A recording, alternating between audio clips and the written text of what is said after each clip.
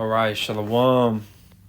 First and foremost, before I begin this lesson, I want to give all praises, honor, and glory to Yahweh, Bahashem, Yahweh Shai, Bahashem, Racha Kodash. I want to go out to the apostles, Ezra, Millstone, Harun, teach well. Shalom, wa barakim to you brothers and sisters out there. This is Brother Malachi from the Great Millstone Nashville camp. And Lord, willing that this lesson is edifying to the hopeful elect. Right? So I just wanted to basically touch on, being optimistic, all right, being positive minded, because it's very, very easy to be negative. It's very easy to be depressed, which you can't not be depressed, in the aspect like that, but we don't have to feed into it. You see, yes, we know we're in Babylon. Yes, we know we're in hell. Yes, we know we're in this flesh that's subject to sin. Yes, we know there's many prophecies about to take place that are going to be extremely uncomfortable and maybe even take our life, such as the guillotine. But even in all of that, there's still positive things that can be drawn out of that. There's still ways that you can look at that in a positive manner, an optimistic manner with your mind, because you should be able to, which is easier said than done, and I still have a long ways to go too, but I've noticed over the years I've gotten better at it. I'll take a situation that if it happened 5 years ago, even really a week ago, because we're supposed to be growing, and how right is that we continue to grow every single day, man, every minute, every second, But let me just, give you an example. For example, something 2 years ago that irritated or got me down, if it happened in the morning, maybe it messed up the rest of my day. Today, it might irritate me for an hour, or two. I'm talking about it, trying to figure out. But as in the same moment as it's irritating me, I'm still trying to figure it out. I'm not just giving into anger and depression and just sitting there mad. No, I'm okay. It's irritating as fuck, but I need to just come together with a game plan, and always, be positive. Something bad might happen, like a tire. Well, be positive. Maybe for some reason, I have free towing. Maybe it'll be very cheap. Maybe the Lord is having this happen so I can do, so I don't get in a car accident. Because maybe you're on the highway, right? Maybe you get a flat tire, all right? You got a spare and everything, so you change it. But, for some reason it's taking forever. Maybe it's cold outside, whatever. It takes 30 minutes. Then you got some phone call and, it might be your mother or something. Some shit's going on in the family. And now you're just sitting around for like an hour, basically. Because you're like, Mom, I'm trying to change this tire at the same time. And you got this bullshit. And that did not happen to me. But I'm just making up some random shit. That happens and you're frustrated and you're irritated. But then you think, well, maybe had I not went through this situation right here, because for one, this helped me gain patience. It allowed me to be better under pressure, and it shows that I'm in the truth because I'm catching hell and I'm stressed out, But then also maybe if you didn't have that flat tire, you could have gotten an accident. There could have been an accident up there because you didn't, pull to the shoulder. You never know. The Lord... Then that's what I'm saying. You can always be positive and optimistic. The Lord has everything happen for a reason. And if you believe that you're part of the elect, a part of that remnant, everything happens to push you in the right direction. All right? Everything happens, whether it's good or bad to you, to make sure you stay on this tight and narrow path so you can get saved. All right, so let me get this quote real quick. It's by Bo Bennett. I don't know who that is. But nonetheless... Having a positive mental attitude is asking how something can be done rather than saying it can't be done. Okay? So there's an issue, but instead of just getting upset, you're like, all right, well, it's going to get solved one way or another. This says optimism, the doctrine or belief that everything is beautiful, including what is ugly. Basically, everything has a purpose. Everything has a perfect, which really optimistic is just a word I like to use, but when you go full depth in it, it might be a little too rose-eyed because Some people that are optimistic might go too far and then never accept reality, or, because sometimes bad things do happen, like you got to be honest with yourself. Okay. But so what you really want to be is a stoic. You probably heard brothers say that. You can look into that on your own time. Stoic, Stoic. Okay. That's really what we need to be. But I want to get some scriptures I'm not going to get all of these, but I want to get some scriptures just to bring exhortation and comfort, to remind you that, look, how about Shemel Shai has got you and will protect you, and that doesn't, you being protected and the Lord having you doesn't mean that your life is going to be easy, fun, or comfortable. Matter of fact, it's not going to be any of those things, not all the time. Yeah, you have balance. All right. But, both things allow us to appreciate the other. When you're in a state of comfort, the scriptures say in Proverbs, I believe, it says, when you're rich, think about poverty. When you're in poverty, think about times of riches. They allow us to appreciate one another.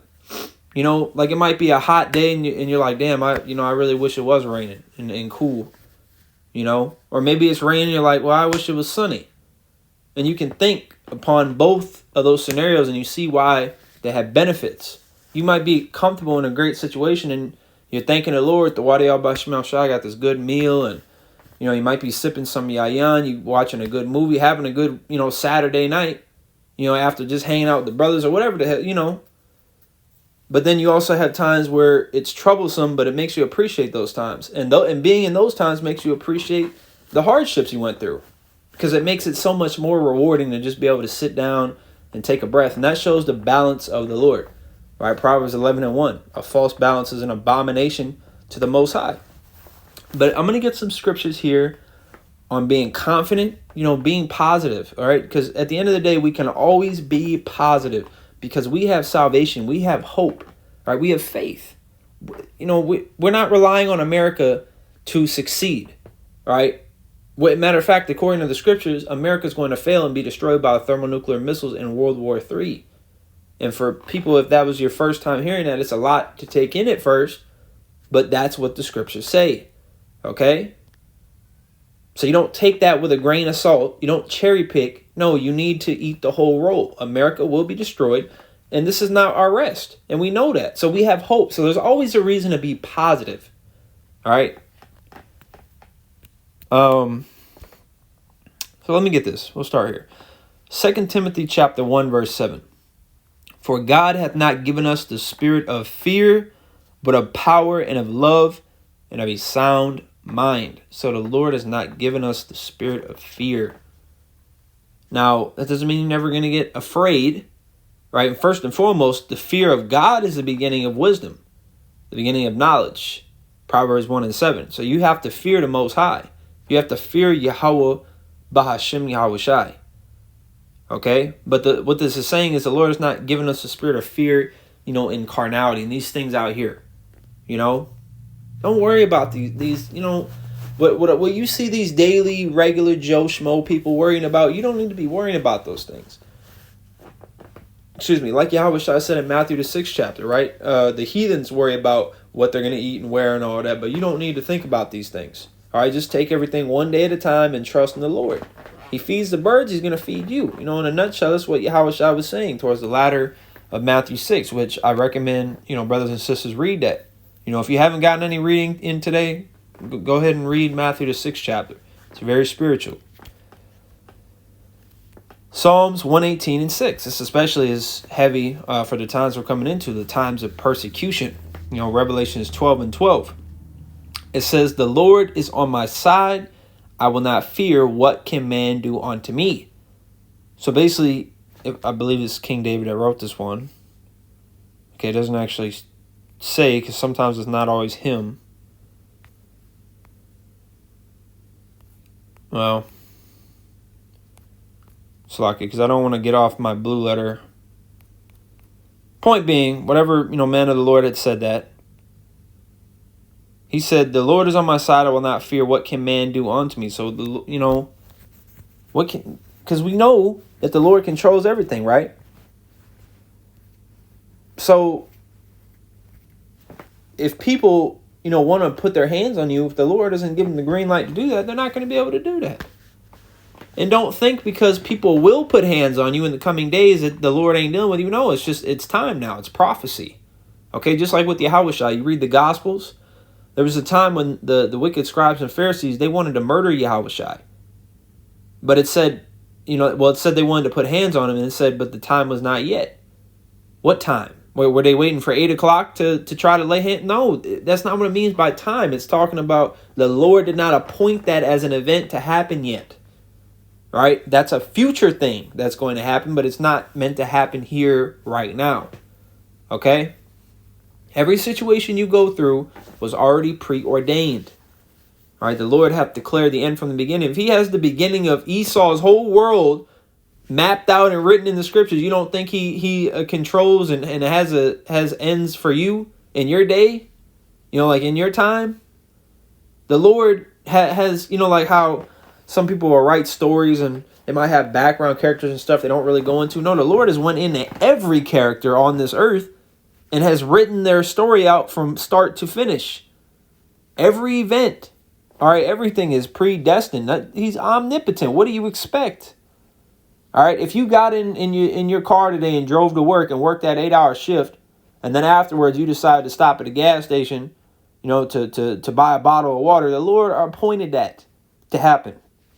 All right? And so that's the good and the bad. And, like it says about Job, the Lord credited Job by saying he hath not sinned foolishly with his lips. Because when Job was going through all that stuff, ultimately because the Most High and Satan got into a bet, just to show how, sincere Job really was, Job never cussed the Lord out and said, Lord, why did you do this? No. And you shouldn't do that either. Everything the Lord does has a purpose, man, even if you don't like it. Because like it says in Hebrews, I believe the 12th chapter, I want to say, when it talks about chastisement, it says it's not joyous but grievous. It's not fun to go through a lot of this stuff. But that's why brothers say you got to be comfortable being uncomfortable. Welcome to the straight gate. The apostle and elders told us from the jump, from day one coming in, that you're going to catch hell, man. You're going to catch hell. It's part of the walk. You're going to get slandered. People are going to stare at you. People are going to mean mug you. Your family's going to disconnect from you. All these things are going to happen to you. And it's no coincidence that it's happened to every single other brother in the truth. That's another faith booster right there, man. Why has that happened to everybody? And you can't even say, oh, well, because they told their parents about the truth and they heard that doctrine and they got offended. Well, for some that may be true, but there's a lot of brothers that didn't tell their parents shit about the truth. And they still don't know what they do. And yet still, those things happen to them. And then it's another thing, because yes, we've always been catching hell, but now we're paying attention to it. And now we know that there's a bigger thing, and I believe it's also happening more rapidly. And it's also set up, for growth, which plays a role too. Because if you're in the world, Salakia, and you hit a parlay for $5,000 and you get a flat tire the next day and have to buy a whole new tire for $100, you're not really going to be upset. Yeah, you caught hell, and yeah, you had to spend $100 that you didn't want to spend, but But here it is. If a brother happens to win $200 on a bet, he'll end up having to get a whole new transmission the next day. It's not the same. It's not the same. Now, of course, that's extreme, and brothers will win, and brothers will have great days, great weeks, great months, whatever. But everybody's always catching some type of hell, some way, shape, form, or fashion. We're all catching hell, man. Sometimes a brother might be well the fuck off. He might be straight, but he's got hella mental things going on, and that's tiresome. A brother might have money, but he might have a back injury. A brother might he might not have money, but he's in amazing health, and he has a great place to stay, and he's like Apostle Paul said, no matter what state you're in, be content. We got to be content. You got to. It's okay to want more because we want the kingdom. But don't be greedy. Take whatever the Lord gives you. Obviously you pray and all that, but what the Lord got you so far, this is enough. This is all I need. Because remember, the goal isn't to be comfortable here. The goal isn't to have $1 million. The goal is to just have stuff to where, okay, I won't go insane. I won't lose my fucking mind because I have balance around me. And I'm going to continue to be in this ministry and push this work. That's what it is. You didn't get a better job so you can get a 401k and then buy a house 10 years from now. That's not why the Lord gave you that better job. You ain't got more money because the Lord wants you to have $1 million before you're 80 years old. No, none of these things. The Lord gave you these things or took these things away because this is what's good for you and what's going to get you through today in the faith. All right, so I'm going to end it off right there because I did more talking than I wanted to, and I know I quoted some scriptures. I kind of went into a few different topics, but it really all ties together. The Lord is in control of everything, so trust him. Be positive. There's an end coming to all this. This is not vanity, right? We're not, like Apostle Paul said, I'm not as one that punches the air. There's a purpose behind this, man. And that's all we need to know. Trust the process. All right, so Lord, when this was edifying, before I close, I want to give all praises to Yahweh, Ba'Shem Al Shai, Ba'Shem Rachak Wadash, Dabonas, the Apostle, Elder Greg Millstone, Shalom.